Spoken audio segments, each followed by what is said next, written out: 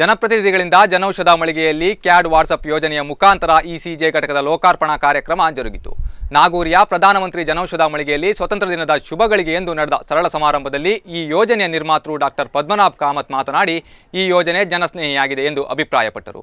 ಈ ಕಾರ್ಯಕ್ರಮದಲ್ಲಿ ಲೋಹಿಯಾ, ಇಬ್ರಾಹಿಂ, ಜಗನ್ನಾಥ್ ಕಾಮತ್, ರೋಸ್ಮರಿ, ಅರ್ಕಿಬಲ್ಡ್ ಹಾಗೂ ಮಂಗಳೂರಿನ ನಾಗರಿಕರು ಪಾಲ್ಗೊಂಡಿದ್ದರು.